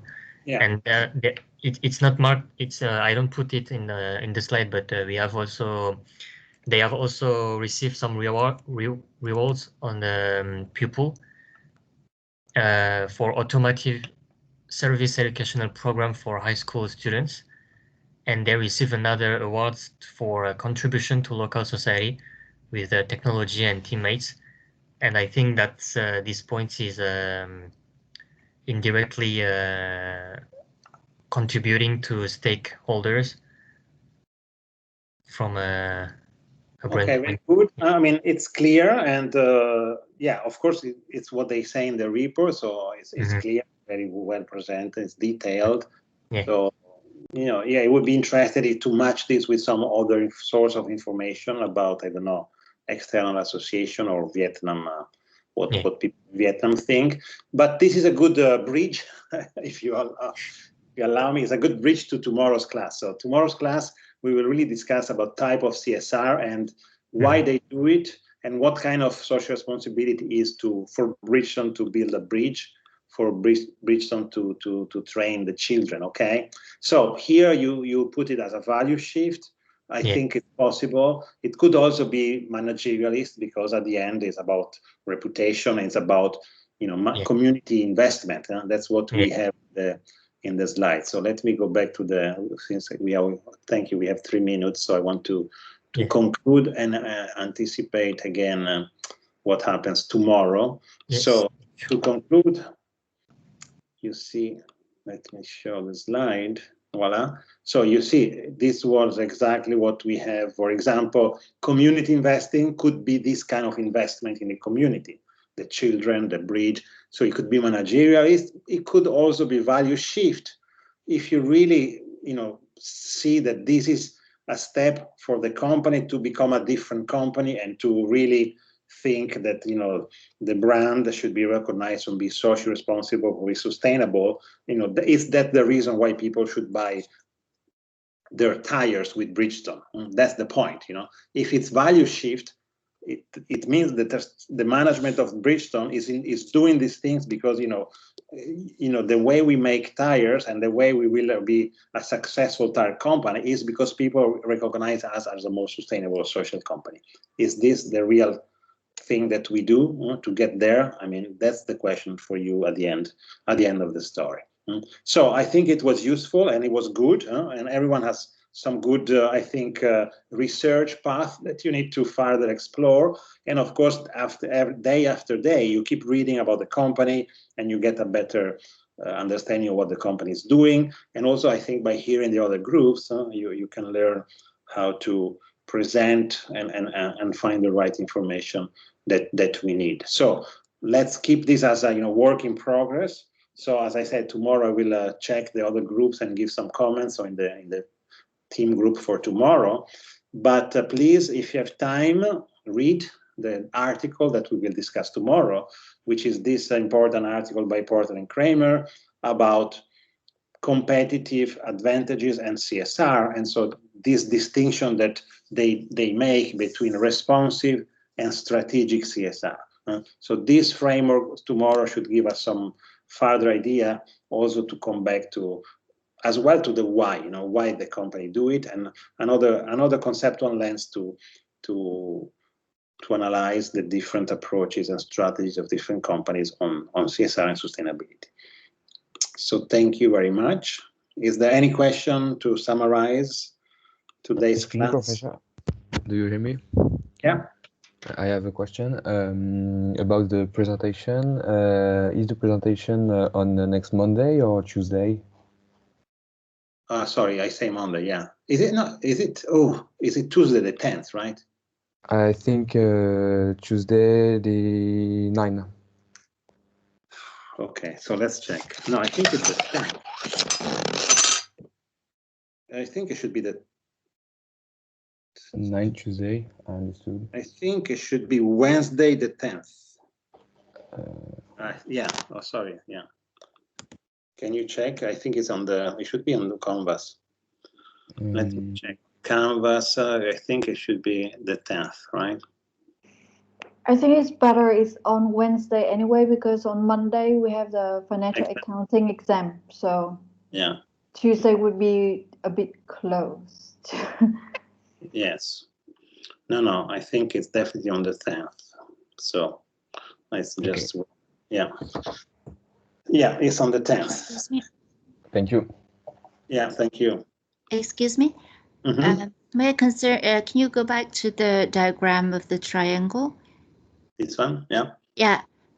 For this Venn diagram, as you just mentioned, that one example can be either the value shift and the community investing, right?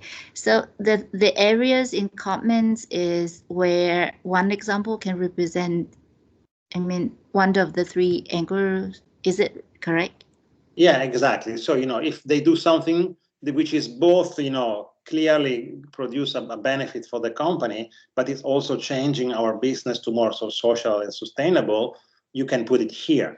I mean, and of course, as I said, inside the same company, you can find evidence for different. So the exercise was not, let's try to find one example of each category in your company. The exercise was, let's find 3 examples who for you are clearly in order to be mapped. Maybe they are all 3 value shift, or there are 3 managerialists or 3 public interests. But the first exercise was, try to find 3 examples. For the final presentation,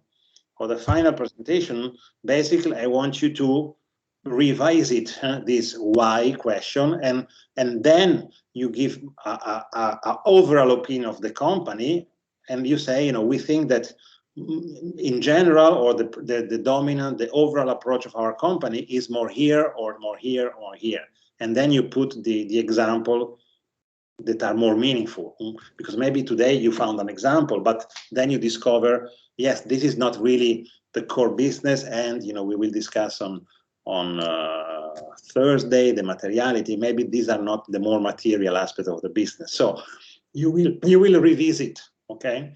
Because at the end, I want you to focus on what you think is the main characteristic of your company, also in terms of the motivation.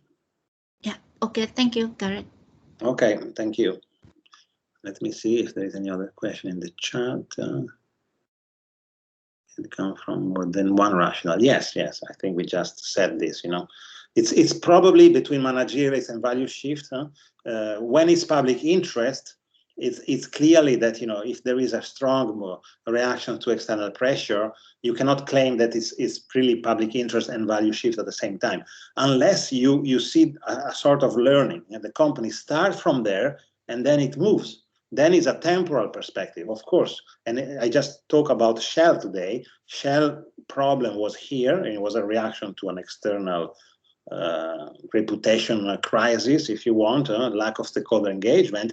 Then they become more managerial. They started to have this process of listening and engaging with the stakeholder, and now they make it as a systematic approach to their whole business, not just when they have a sustainability issue. So from external to managerial, it become more value shift, and that's what you can maybe evaluate if you look at your company more in perspective. But that's maybe at the end of the week, maybe you can do that. Yeah, I think it would make sense to reflect on this after you talk with my colleague Rodrigo, and he will talk about this idea of learning, organizational learning, and then you think, look, the company was doing this, but now it's moving. Sorry. Okay, guys, time to rest, and I'll see you tomorrow. at 6:30. Thank you. See you tomorrow. Yeah, goodbye, Professor. Thank you. See you tomorrow. Thank you, Thank Professor. you, Professor. Bye-bye. Thank you. See you tomorrow. Thank you so much.